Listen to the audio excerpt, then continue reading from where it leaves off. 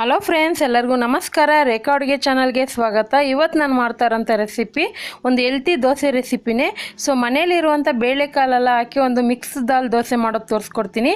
ಇದಂತೂ ಮಕ್ಕಳಿಗೆ ದೊಡ್ಡವ್ರಿಗೆ ತುಂಬಾ ಯೂಸ್ಫುಲ್ ರೆಸಿಪಿ ಅಂತ ಹೇಳ್ಬೋದು. ಇದರಲ್ಲಿ ತುಂಬಾ ವಿಟಮಿನು ಪ್ರೋಟೀನ್ ಇರುತ್ತೆ. ಅದರಲ್ಲೂ ಈ ಥರ ಸಮ್ಮರ್ ಟೈಮಲ್ಲಿ ಈ ಥರ ಒಂದು ದೋಸೆ ಮಾಡಿಕೊಡಿ, ತುಂಬಾ ಇಷ್ಟಪಟ್ಟು ತಿಂತಾರೆ. ಇದಕ್ಕೆ ಬೇಕಾಗೋ ಇಂಗ್ರೀಡಿಯೆಂಟ್ಸು ಇಲ್ಲಿ 1 ಕಪ್ ಆಗೋಷ್ಟು ದೋಸೆ ಅಕ್ಕಿ ತೆಗೆದಿಟ್ಕೊಂಡಿದ್ದೀನಿ, 1/4 ಕಪ್ ಆಗೋಷ್ಟು ಹೆಸರು ಕಾಳು, ಅದೇ 1/4 ಕಪ್ ಅಳತೆಗೆ ಕಡಲೆಬೇಳೆ ತೆಗೆದಿಟ್ಕೊಂಡಿದ್ದೀನಿ, ಮತ್ತು 1 ಟೇಬಲ್ ಸ್ಪೂನ್ ತೊಗರಿಬೇಳೆ, 2 ಟೇಬಲ್ ಸ್ಪೂನ್ ಆಗೋಷ್ಟು ಉದ್ದಿನಬೇಳೆ ತೆಗೆದಿಟ್ಕೊಂಡಿದ್ದೀನಿ, 2 ಟೇಬಲ್ ಸ್ಪೂನು ಹೆಸರು ಕಾಳು, ಮತ್ತು ಇಲ್ಲಿ ಸ್ಪೈಸಸ್ಗೆ ನಾನು 3 ಹಸಿರು ಮೆಣಸಿನ್ಕಾಯಿ, 1 ಇಂಚು ಶುಂಠಿ, ರುಚಿಗೆ ತಕ್ಕಷ್ಟು ಉಪ್ಪು, ಮತ್ತು ಮಾಡೋದಕ್ಕೆ ಎಣ್ಣೆ, 1/4 ಟೀ ಸ್ಪೂನ್ ಆಗೋಷ್ಟು ಇಂಗು ಬೇಕಾಗುತ್ತೆ. ಇವಾಗ ಯಾವ ರೀತಿ ಮಾಡೋದಂತ ನೋಡೋಣ. ನೀವು ಬೆಳಗ್ಗೆ ಟಿಫನ್ಗೆ ಮಾಡೋದಾದರೆ ರಾತ್ರಿನೇ ನೆನೆಯಕ್ಕೆ ಬಿಡಿ. ಇದನ್ನು ಚೆನ್ನಾಗಿ 1-2 ಸರಿ ತೊಳೆದು ರಾತ್ರಿನೇ ನೆನೆಯಕ್ಕೆ ಬಿಡಿ. ಇಲ್ಲ ನೀವು ಡೇ ಟೈಮಲ್ಲಿ ಮಧ್ಯಾಹ್ನಕ್ಕೆ ಅಥವಾ ರಾತ್ರಿಗೆ ಮಾಡೋದಾದರೆ ಒಂದು 4ರಿಂದ 5 ಅವರ್ ನೆಂದರೆ ಸಾಕಾಗುತ್ತೆ. ಇದನ್ನು ಚೆನ್ನಾಗಿ ನೆನೆಸಿಟ್ಕೊಂಡಿದ್ದೀನಿ. ಮಿನಿಮಮ್ ನಾನು ಒಂದು 5 ಅವರ್ ನೆನೆಸಿಟ್ಕೊಂಡಿದ್ದೀನಿ. ಈಗ ಇದನ್ನು ಒಂದು ಮಿಕ್ಸಿ ಜಾರ್ಗೆ ಹಾಕ್ಕೊಳ್ಳೋಣ. ಮಿಕ್ಸಿ ಜಾರ್ಗೆ ಹಾಕ್ಕೊಂಡು ಇದನ್ನು ರುಬ್ಕೊಳ್ಳೋಣ. ಇದನ್ನು ನೀವು ಹುಳಿ ಬಿಡೋಕ್ಕೆ ಏನು ಬೇಕಾಗಿಲ್ಲ, ಹುಳಿ ಬರೋದಕ್ಕೆ. ಡೈರೆಕ್ಟಾಗಿ ರುಬ್ಬಿ ಹಾಗೆ ತಕ್ಷಣಕ್ಕೆ ದೋಸೆ ಮಾಡೋದು. ನಿಮ್ಮ ಮನೇಲಿ ಯಾರಾದರೂ 10 ಗಂಟೆಗೆ 11 ಗಂಟೆಗೆ ಕೆಲ್ಸಕ್ಕೆ ಹೋಗೋರಿದ್ದರೆ ನೀವು ಬೆಳಗ್ಗೆನೇ ನೆನೆ ಹಾಕ್ಬಿಟ್ಟು ಸಹನೂ ಮಾಡ್ಕೊಬೋದು. ಇವಾಗ ಇದನ್ನು ಒಂದು ಮಿಕ್ಸಿ ಜಾರ್ಗೆ ಹಾಕ್ಕೊತಾ ಇದ್ದೀನಿ. ಇದೊಂದು ಸ್ವಲ್ಪ ಟೇಸ್ಟ್ ಬೇಕನ್ನೋದಕ್ಕೋಸ್ಕರ ಹಸಿಮೆಣಸಿನ್ಕಾಯಿ, ಶುಂಠಿ ಹಾಕ್ಕೊತಾ ಇದ್ದೀನಿ. ನಿಮಗೆ ಈ ಫ್ಲೇವರ್ ಬೇಡ ಅಂದರೆ ಸ್ಕಿಪ್ ಮಾಡ್ಕೊಳ್ಳಿ. ಈಗ ಇದಕ್ಕೊಂಚೂರು ನೀರು ಹಾಕ್ಕೊಂಡು ನಾರ್ಮಲ್ ದೋಸೆ ಹಿಟ್ಟು ರುಬ್ತಿರಲ್ವ ಅದಕ್ಕೆ ರುಬ್ಕೊಳ್ಳಿ. ಒಂದು ಸ್ವಲ್ಪ ಚಿರೋಟಿ ರವೆ ಥರ ಇದ್ದರೆ ಇಟ್ಟು ದೋಸೆ ಮಸಾಲೆ ದೋಸೆ ಥರ ಬರುತ್ತೆ, ತುಂಬಾ ಚೆನ್ನಾಗೂ ಇರುತ್ತೆ.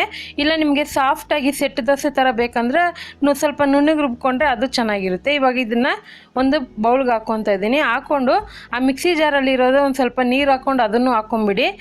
ಅದೆಲ್ಲ ಹಾಕ್ಕೊಂಡ್ಮೇಲೆ ಇದಕ್ಕೆ ಒಂದು ಸ್ವಲ್ಪ ಇಂಗು ಮತ್ತು ಉಪ್ಪು ಹಾಕ್ಕೊತೀನಿ.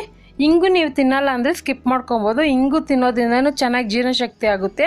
ರುಚಿಗೆ ತಕ್ಕಷ್ಟು ಉಪ್ಪು ಹಾಕ್ಕೊಳ್ಳೋಣ. ನಿಮಗೇನಾದ್ರು ಇದ್ರಲ್ಲಿ ಡಿಫ್ರೆಂಟಾಗಿ ಬೇಕಂದರೆ ಇದ್ರ ಜೊತೆಗೆ ಟೊಮೊಟೊ ಹಾಕಿ ರುಬ್ಕೊಬೋದು, ಅಥವಾ ತೆಂಗಿನಕಾಯಿ ಹಾಕಿ ಸಹನೂ ರುಬ್ಕೊಬೋದು. ನಿಮ್ಗೆ ಯಾವ ಥರ ಬೇಕೋ ಆ ಥರ ಮಾಡ್ಕೊಬೋದು. ಇದೆಲ್ಲ ಚೆನ್ನಾಗಿ ಮಿಕ್ಸ್ ಮಾಡ್ತಾಯಿದ್ದೀನಿ. ನಾರ್ಮಲ್ ದೋಸೆ ಹಿಟ್ಟಿನ ಅದಕ್ಕೆ ಕಲಿಸ್ಕೊಳ್ಳಿ. ಸ್ವಲ್ಪ ಗಟ್ಟಿಯಾಗಿದ್ದರೆ ದೋಸೆ ಚೆನ್ನಾಗಿ ಬರೋಲ್ಲ, ಸ್ವಲ್ಪ ತೆಳ್ಳಗೆ ಇರಬೇಕು. ನಾನು ಸ್ವಲ್ಪ ತೆಳ್ಳಗೆ ರುಬ್ಕೊಂಡಿದ್ದೀನಿ. ಇವಾಗ ಇದನ್ನು ಹೆಂಚು ಕಾಯಕ್ಕಿಟ್ಟಿದೆ, ಹೆಂಚು ಸಹನೂ ಕಾದಿದೆ. ಫಸ್ಟ್ನೇ ದೋಸೆ ಚೆನ್ನಾಗಿ ಬಂದಿಲ್ಲ ಅಂದ್ರೂ 2ನೇ ದೋಸೆ 3ನೇ ದೋಸೆಗೆ ಚೆನ್ನಾಗಿ ಬಂದ್ಬಿಡುತ್ತೆ. ನೋಡ್ತಾ ಇರ್ಬೋದು. ಸ್ಟವ್ನ ದೋಸೆ ಹಾಕೋವಾಗ ಯಾವಾಗೂ ಅಷ್ಟೇ ಸ್ಟವ್ನ ಲೋ ಫ್ಲೇಮಲ್ಲಿ ಇಟ್ಕೊಂಡು ದೋಸೆ ಹಾಕಿ ಆನಂತರ ಹೈ ಫ್ಲೇಮಲ್ಲಿ ಇಟ್ಕೊಂಡು ಎಣ್ಣೆ ಹಾಕಿ ಇದನ್ನು ಬೇಯಿಸ್ಕೊಳ್ಳಿ. ಯಾವಾಗೇ ದೋಸೆ ಮಾಡಬೇಕಾದ್ರೂ ಅದೇ ಥರ ಮಾಡ್ಕೊಳ್ಳಿ. ಸ್ಟವ್ನ ಲೋ ಫ್ಲೇಮಲ್ಲಿ ಇಟ್ಕೊಂಡು ದೋಸೆ ಹಾಕಿ ಆನಂತರ ಎಣ್ಣೆ ಹಾಕಿ ಹೈ ಫ್ಲೇಮಲ್ಲಿ ಇಟ್ಕೊಳ್ಳಿ. ಈ ಥರ ಮಾಡೋದ್ರಿಂದ ದೋಸೆ ಚೆನ್ನಾಗಿ ಬೇಯುತ್ತೆ ಮತ್ತು ಕ್ರಿಸ್ಪಿಯಾಗೂ ಬರುತ್ತೆ. ಇವಾಗ ನೋಡ್ತಾ ಇರ್ಬೋದು, ಚೆನ್ನಾಗಿ ಕ್ರಿಸ್ಪಿಯಾಗಿ ಬಂದಿದೆ. ಇದೇ ರೀತಿ ಉಳಿದಿರೋದನ್ನು ಮಾಡ್ಕೊಂಡಿದ್ದೀನಿ. ನಿಮ್ಗೆ ಈ ಥರ ದೋಸೆ ಬೇಡ ಅಂದರೆ ಸೆಟ್ ದೋಸೆನೂ ಮಾಡ್ಕೊಬೋದು, ಇದರಲ್ಲಿ ಪಡ್ಡು ಸಹನೂ ಮಾಡ್ಕೊಬೋದು. ಯಾವುದೇ ರೀತಿ ಚಟ್ನಿ ಸಾಂಬಾರು ಜೊತೆಗೆ ಕಾಂಬಿನೇಷನ್ ತುಂಬಾ ಚೆನ್ನಾಗಿರುತ್ತೆ ದೋಸೆಗೆ. ಖಂಡಿತ ಇವತ್ತು ಮಾಡಿರೋವಂಥ ಒಂದು ಹೆಲ್ತಿ ಮಿಕ್ಸ್ ದಾಲ್ ದೋಸೆ ನಿಮಗೆಲ್ಲ ಇಷ್ಟ ಆಗಿದೆ ಅನ್ಕೊತೀನಿ. ಇಷ್ಟ ಆಗಿದೆ, ನೀವು ಟ್ರೈ ಮಾಡಿ ಯಾವ ರೀತಿ ಬಂತು ಅನ್ನೋದನ್ನ ಕಮೆಂಟ್ ಮಾಡಿ. ಪ್ಲೀಸ್ ಲೈಕ್ ಮಾಡಿ, ಶೇರ್ ಮಾಡಿ, ಮರೆಯದೆ ನನ್ನ ಚಾನಲ್ಗೆ ಸಬ್ಸ್ಕ್ರೈಬ್ ಮಾಡಿ. Thank you for watching. Bye.